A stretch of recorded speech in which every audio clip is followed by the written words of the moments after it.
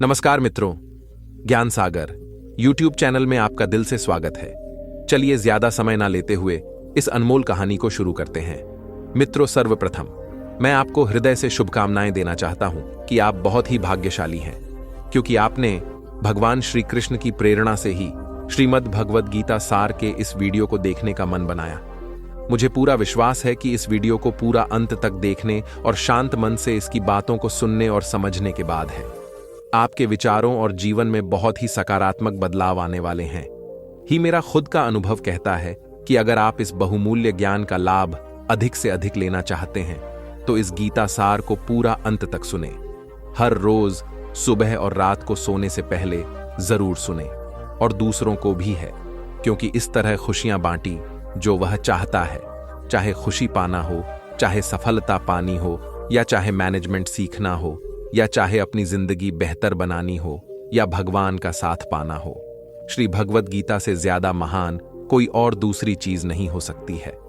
आइए शुरू करते हैं। मैं कोशिश करूंगा कि आपको बहुत सारी बातें बिल्कुल सही तरीका कैसे समझ में आ जाए। दोस्तों, इस दुनिया में कुछ भी अच्छा या बुरा बिना किसी कारण के नहीं होता।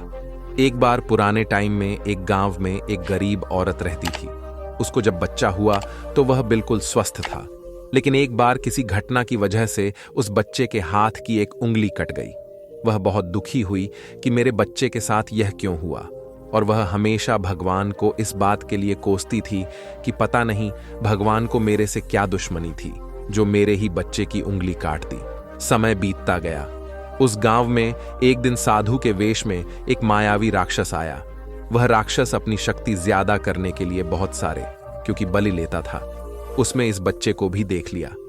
लेकिन जैसे ही वह उसकी बलि देने लगा तो उसको अपने गुरु की शर्त याद आ गई कि जिस भी बच्चे की बलि देनी हो तो उसके सभी अंग सही सलामत होने चाहिए, और उसको मजबूर होकर उस बच्चे को वापस घर भेज दिया।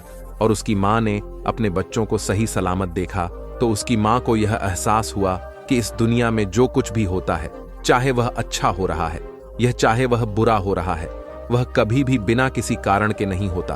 तो दोस्तों, इससे हमें यह सीख मिलती है कि आप किसी भी हालत में कम किए बिना और उसका फल पाए बिना नहीं रह सकते।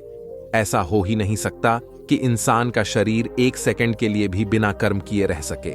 ऐसा हो ही नहीं सकता कि इस सृष्टि का एक कारण एक सेकंड के लिए भी बिना किसी कम के रह सके।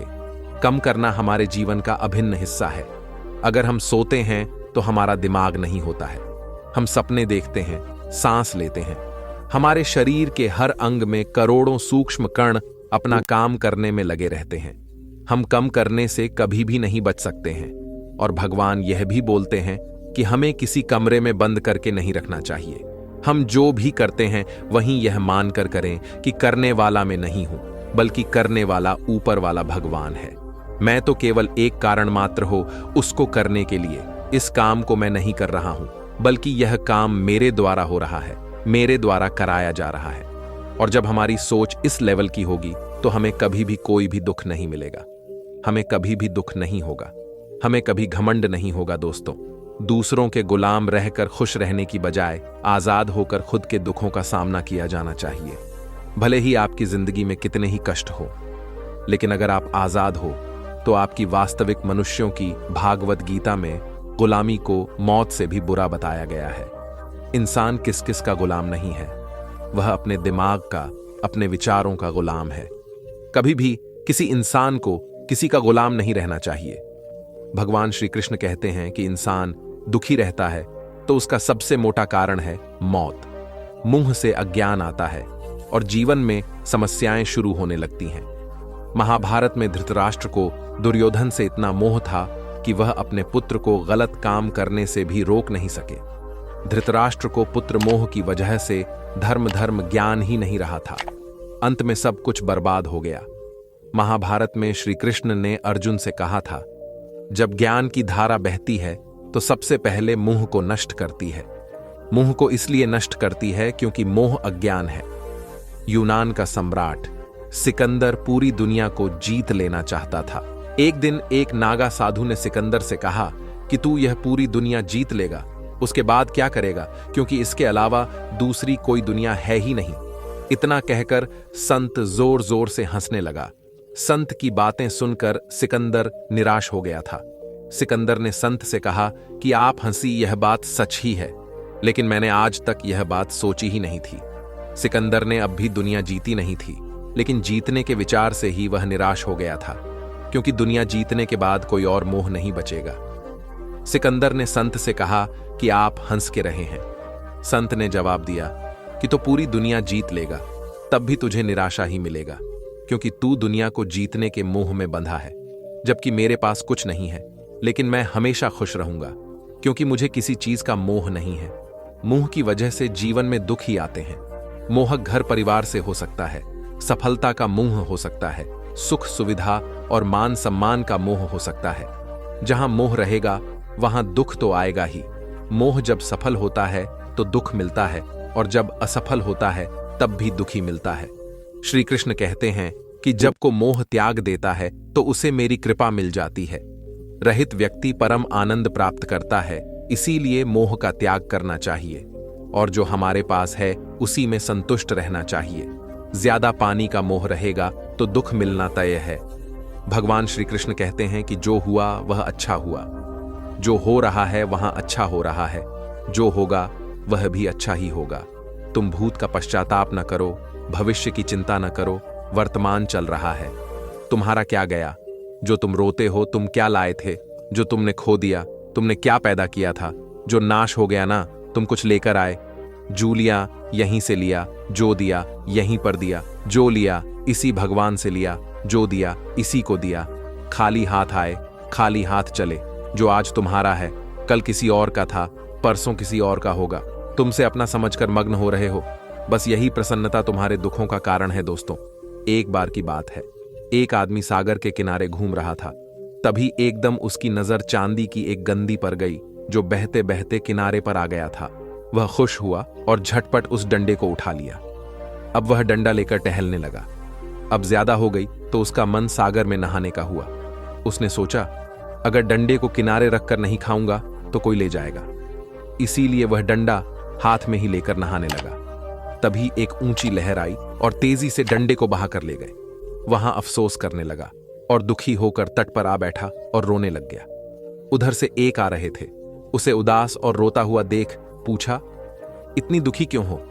उसने बता, स्वामी जी नहाते हुए मेरा चांदी का डंडा सागर में बह गया। संत ने हैरानी जताई और कहा, डंडा लेकर नहा रहे थे? वह बोला, क्या करता है, किनारे रखकर नहाता तो कोई ले जा सकता था, लेकिन चांदी का डंडा लेकर नहाने क्यों आए थे? स्वामी जी ने पूछा। अब आदमी ने कहा, लेकर नहीं आया था, वह तो यही मिली थी। उस आदमी की बात सुनकर स्वामी जी हंसने लगे और बोले, जब वह तुम्हारी थी ही नहीं तो फिर दुख या उदासी कैसे? कभी कुछ खुशियां अनायास मिल जाती हैं और कभी कुछ श्रम करने और कष्ट उठाने से मिलती है। जो खुशियां अनायास मिलती हैं परमात्मा की ओर से मिलती है, उन्हें सराहने का हमारे पास समय नहीं होता है।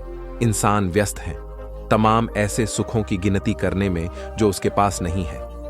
आलीशान बंगला, शानदार कार, स्टेटस, पावर वगैरह, और भूल जाता है कि एक दिन सब कुछ यूं ही भूलकर उसे अगले सफर में निकल जाना है।